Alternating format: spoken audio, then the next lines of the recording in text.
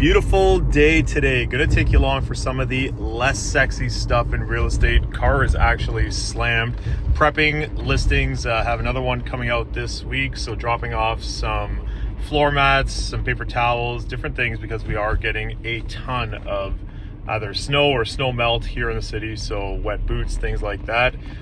Then going to check out Agent Open House, check out some beautiful single family detached properties in High Park and Roncy, which is on the west end of Toronto.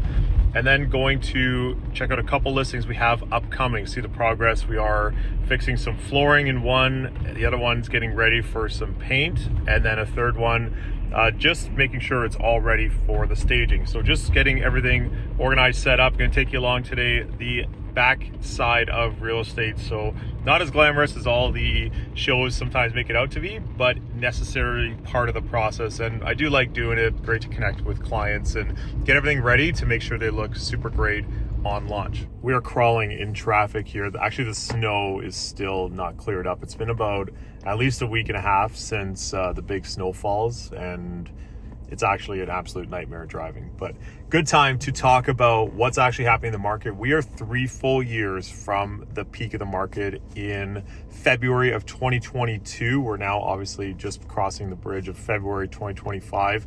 I will be doing a video on the channel that compares both markets, and it'll be exclusively on what the differences were in the market, and very significant, especially if you've been watching this channel. We talk about months of inventory. That is the biggest factor when looking at February 2022 numbers.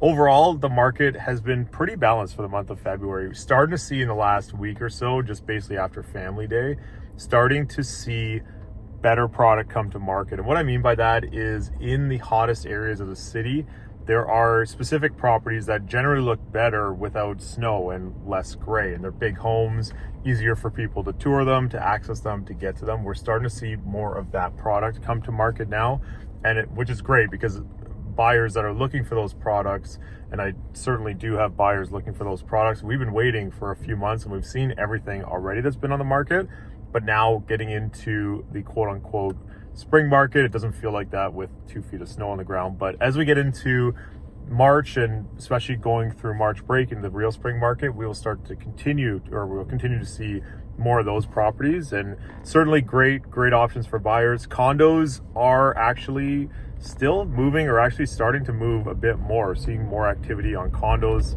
that I have listed for sure. And about 50% of the sales in February were condos. So definitely not all condos are super slow.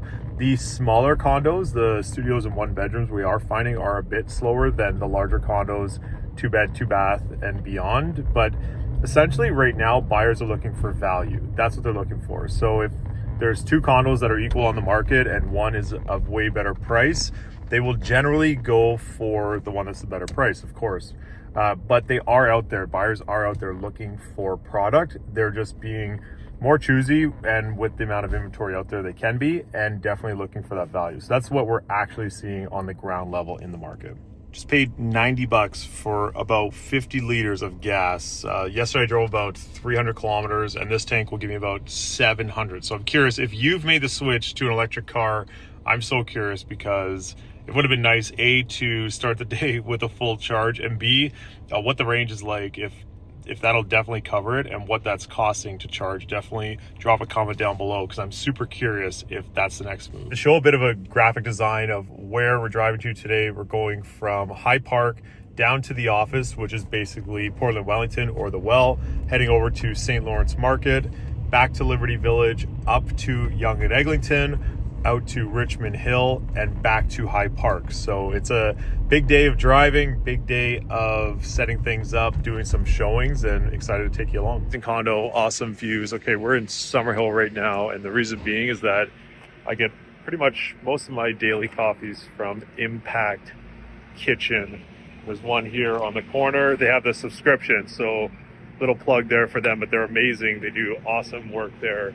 Impact Kitchen, coffee subscription, go check it out, they're awesome. Here at 241950 Dunfield, start out, love the hallway. Great space for your shoes, closet, and full size stacked appliances. You don't see that very often. I love the fact that you enter into a property. So this is a 2-bed plus den, 2-bathroom. Here's one of the first bathrooms there. Let me flip you around.